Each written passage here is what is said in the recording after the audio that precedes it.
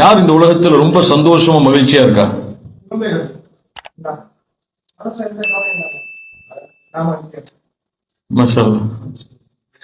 வேற பணம் இருப்பவர்கள் எல்லாம் மகிழ்ச்சியாக வாழ்கிறார்களா? பணம் தான் மகிழ்ச்சி என்றால். நோய் இல்லாதவர்கள் எல்லாம் மகிழ்ச்சியாக வாழ்கிறார்களா? நல்ல மனைவி நல்ல குடும்பம் அமைந்தவர்கள் எல்லாம் மகிழ்ச்சியாக வாழ்கிறார்களா? இல்ல. பணம் மகிழ்ச்சி அல்ல, தெரியுதா? இப்ப இவர் 1 லட்சம் ரூபாய் செக் கொடுத்துட்டேன்னு சொன்னா வாழ்க்கை போல மகிழ்ச்சியா இருந்துருவா? அதை வச்சு இல்ல. பணம் மட்டும் மகிழ்ச்சி அல்ல, பணமும் மகிழ்ச்சி தான். அது இல்லைன்னா அது சந்தோஷம் இல்லை, எல்லாத்தையும் தூக்கி கொடுத்துட்டு சொல்லுவீங்களா? இல்ல, பணம் மகிழ்ச்சி தான்.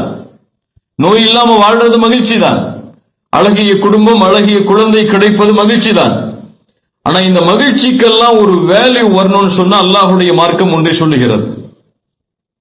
இந்த மகிழ்ச்சிக்கு இந்த சந்தோஷத்துக்கு ஒரு மதிப்பு வேணும்னு சொன்னா, இது நீடிக்கணும் நிலையாகணும்னு சொன்னா இந்த ஒரு ஷர்த், இந்த ஒரு நிபந்தனை இருந்தா நிலையாகும்.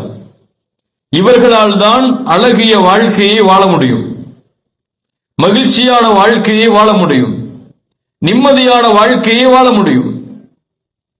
என்ன தன்மை அது?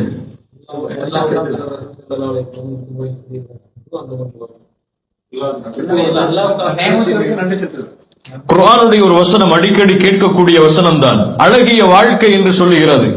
அவர்களுக்கு நாம் அழகிய வாழ்வை வாழ வைப்போம் என்று அல்லாஹ் சொல்கிறான். ஹயாத்தன் தொய்யிபா,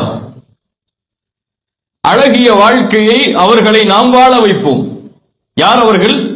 மன் அமில சாலிஹன் மின் தக்கரின் வ உன்ஸா வ ஹுவ முஃமின் ஃபலனுஹியன்னஹு ஹயாத்தன் தொய்யிபா. ஒரே நிபந்தனை தான். இந்த நிபந்தனை இருந்தால் வாழ்க்கை முழுவதும் மகிழ்ச்சியாக வாழ்வீர்கள். மன் அமில சாலிஹன் மின் தக்கரின் வ உன்ஸா, நல்ல அமல்களை செய்யக்கூடிய ஆண்கள் பெண்கள். வ ஹுவ முஃமின், எப்போது நல்ல அமல்களை செய்வீர்கள்? எப்போது? முஃமினாக இருந்தால், ஈமான் இருந்தால், அந்த அமல்களுக்கு ஒரு மதிப்பு இருந்தால், ஃபலனுஹியன்னஹு ஹயாத்தன் தொய்யிபா, அவர்களை நாம் வாழ வைப்போம் இந்த பூமியிலும் மறுமையிலும். எங்கே? ஹயாத்தன் தொய்யிபா, அழகிய வாழ்க்கையில். இந்த பூமியில் மிகப்பெரிய செல்வந்தவன் யார்? காஃபிர்களில் யார்? பில்கேட்ஸ்லாம் கீழே. யார்? காரூன் மிகப்பெரிய செல்வந்தன் காஃபிர்களில். முஃமின்களில் மிகப்பெரிய செல்வந்தவராக வாழ்ந்தவர் யார்? அவரை மாதிரி செல்வந்தவரே கிடையாது இந்த பூமியில. யார்? சுலைமான் அலைஹிஸ்ஸலாம். எப்படி ஆட்சி? இந்த பூமியில் அவர்களுக்கு முன்னாலும் அவர்களுக்கு பின்னாலும் அவர்களை போன்று வாழ்ந்தவர் யாரும் கிடையாது. அவ்வளவு அரசாங்கத்தில், அவ்வளவு செல்வத்தில், பல மில்லியன் பல பில்லியன் சொத்துகளுக்கு சொந்தக்காரர் யார்? சுலைமான் அலைஹிஸ்ஸலாம். அவ்வளவு பிரம்மாண்டமான ஆட்சி இந்த பூமி முழுவதும். காரூன் காஃபிர்களில் செல்வந்தவனாக வாழ்ந்தான். இந்த இருவரில் யார் வெற்றியாளர்கள்? காரூனுக்கும் செல்வம் இருந்தது, சுலைமான் அலைஹிஸ்ஸலாமிற்கும் செல்வம் இருந்தது. ஆனால் முஃமின்களுடைய பார்வையில் யார் வெற்றியாளர்? ஏன் சுலைமான் வெற்றியாளர்? அலைஹிஸ்ஸலாம் என்ன இருந்தது அவரிடத்தில்? ஈமான் இருந்தது. அந்த ஈமான் தான் அவருடைய மதிப்பை உறுதியாக்கியது. காரூனுடைய செல்வம் என்னானது? அழிந்து போனது. அவனும் அதோடு அழிந்து விட்டான். அல்லாஹ்வுடைய தூதர் ஸல்லல்லாஹு அலைஹி வஸல்லம் அவர்களுடைய நபித்தோழர்கள் மிகப்பெரிய செல்வந்தவர் யார்? அபூபக்கர் சித்திக் ரலியல்லாஹு அன்ஹு. அவர்களுக்கு ஒரு பேர் உண்டு, அல் அத்தீக் அவர்கள். யார் அவர்கள்? அல் அத்தீக். எல்லா அடிமைகளையும் என்ன செய்வார்கள்? விடுதலை செய்வார்கள். பிலாலை விடுதலை செய்தவர் யார்? ரலியல்லாஹு அன்ஹு அபூபக்கர் சித்திக் ரலியல்லாஹு அன்ஹு. இன்னொரு செல்வந்தவர் யார்? அப்துல் ரஹ்மான் இப்னு அவுஃப் ரலியல்லாஹு அன்ஹு. இன்னொரு செல்வந்தவர் யார்? உஸ்மான் இப்னு அஃபான் ரலியல்லாஹு அன்ஹு. இந்த செல்வந்தவர்கள் எல்லாம் இவர்களுடைய செல்வத்திற்கும் மதிப்பு இருந்தது, இவர்களுக்கும் மதிப்பு இருந்தது. ஏன்? என்ன இருந்தது அவர்களிடத்தில்? மன் அமில சாலிஹன் மின் தக்கரின் வ உன்ஸா வ ஹுவ முஃமின் ஃபலனுஹியன்னஹு ஹயாத்தன் தய்யிபா. வாழ்க்கையில் எந்த கவலையும் இல்லாமல் வாழ்ந்தார்கள். நபி சுலைமான் எங்கேயாவது கவலைப்பட்டார் என்று குர்ஆன் சொல்லுகிறதா? அலைஹிஸ்ஸலாம் கிடையாது. காரூன் பெருமை கொண்டான், திமிரு கொண்டான், மற்றவர்களை அடக்க வேண்டும் என்ற தன்மையை உள்ளத்திலே கொண்டிருந்தான். ஆனால் அபூபக்கர் அஸ்-சித்தீக் ரலியல்லாஹு அன்ஹு, உஸ்மான் இப்னு அஃபான் ரலியல்லாஹு அன்ஹு, அப்துர் ரஹ்மான் இப்னு அவுஃப் இவர்களுடைய வாழ்க்கையில் ஏதாவது ஒரு பகுதியில் கவலை இருந்தது என்று சொல்ல முடியுமா? முடியாது. செல்வத்திற்காக, உலக வாழ்க்கைக்காக. ஏன்? என்ன இருந்தது அவர்களிடத்தில்? இப்ப எது இருந்தாலும், எது இல்லை என்றாலும், எது கிடைத்தாலும் கிடைக்கவில்லை என்றாலும், எது இருந்தால் உண்டு மகிழ்ச்சி? ஈமான் இருந்தால் உண்டு மகிழ்ச்சி. பிலாலும் மகிழ்ச்சியாக வாழ்ந்தார், செல்வம் கிடையாது அவரிடத்தில். அபூபக்கர் அவர்களும் மகிழ்ச்சியாக வாழ்ந்தார்கள், அவர்களிடத்தில் செல்வம் இருந்தது. ஆனால் இருவருக்கும் உள்ள மகிழ்ச்சிக்கு என்ன அளவுகோல்? ஈமான். இப்ப நான் முஃமினாக வாழ்ந்தால் நான் மகிழ்ச்சியாளன். இதை முதல்ல மனசுல பதிய வச்சுக்கோங்க. எனக்கு எது இருந்தாலும், எது இல்லை என்றாலும், நோயோடு வாழ்ந்தாலும், நல்ல குடும்பம் அமையவில்லை என்றாலும், நல்ல குழந்தைகள் கிடைக்கவில்லை என்றாலும், எனக்கு எதுவுமே இந்த பூமியில் இல்லை என்றாலும், நான் முஃமின் என்றால் நான் தான் பணக்காரன், நான் தான் மகிழ்ச்சியானவன். இது இல்லைன்னு சொன்னா, செல்வம் இருந்தாலும் இல்லை என்றாலும், படிப்பு இருந்தாலும் இல்லை என்றாலும், கண்ணியம் இருந்தாலும் இல்லை என்றாலும், இதுவெல்லாம் எனக்கு கவலையையும் துன்பத்தையும் வேதனையும் தவிர எதையும் பெற்றுத்தராது. அல்லாஹ் அதைத்தான் முஃமின்களுக்கு அளவுகோலாக ஆக்குகிறான். ஒரு மனிதனுடைய மகிழ்ச்சியை கெடுப்பது எது? எது ஒரு மனிதனுடைய மகிழ்ச்சியை கெடுக்கிறது? கவலை. அதுக்கெல்லாம் ஒரு பேர் இருக்கு. இது தாக்குனா அந்த கவலை அவனுடைய வாழ்க்கையில் ஏற்படும்.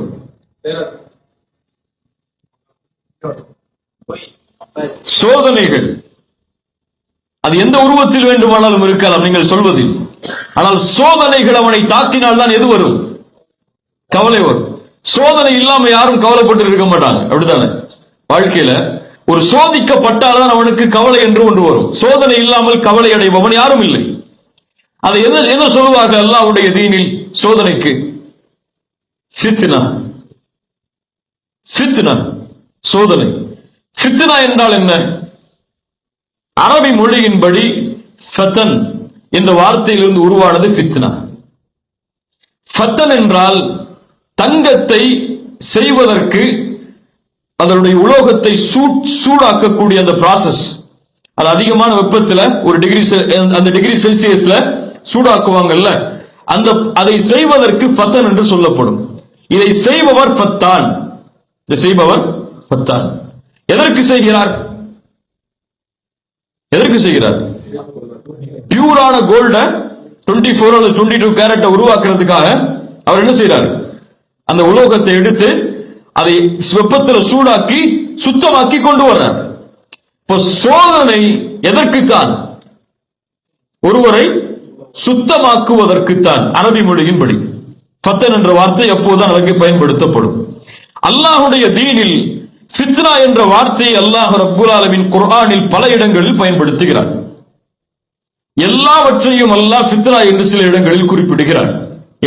எல்லாவரும் ஃபித்னா தான். குல்லு நஃப்ஸின் தாயிகத்துல் மௌத். ஒவ்வொரு ஆத்மாவும் என்ன செய்யும்? மரணத்தை சுவைத்தே தீரும். வலனபுலூக்கும் பிஷ்ஷர்ரி வல் கைரி ஃபித்னா. அவர்களை நாம் சோதிப்போம். எந்த ஃபித்னாக்களை கொண்டு? கைர் வஷ்ஷர், நல்லது கெட்டது, நல்ல நன்மை தரக்கூடியது தீமை தரக்கூடியது, கஷ்டம் தரக்கூடியது இன்பம் தரக்கூடியது, இந்த இரண்டை கொண்டும் அவர்களை நாம் சோதிப்போம். என்ன அல்லாஹ் சொல்ல வருகிறான்? இந்த பூமியில் நீ பிறந்தது முதல் மரணிக்கும் வரை உனக்கு எது நடந்தாலும் அது ஃபித்னா. அது என்னதான்? சோதனைதான். எல்லாம் சோதனைதான். இந்த பூமியில் நீ பிறக்கும் பொழுது அல்லாஹ் உனக்கு செல்வத்தோடு உன்னை பிறக்க வைத்தால் அதுவும் சோதனைதான். ஒரு ஏழை குடிசையில் உன்னை பிறக்க வைத்தால் அதுவும் சோதனைதான்.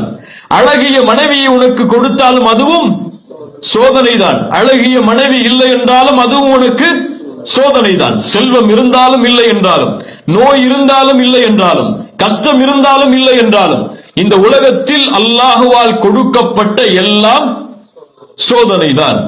ஏன் அல்லாஹ் சோதிக்க வேண்டும்? என்னை ஒரு காஃபிரை சோதிக்கலாம் அல்லாஹ், ஒரு முஷ்ரிக்கை சோதிக்கலாம். அவன் என்ன சொல்லவில்லை?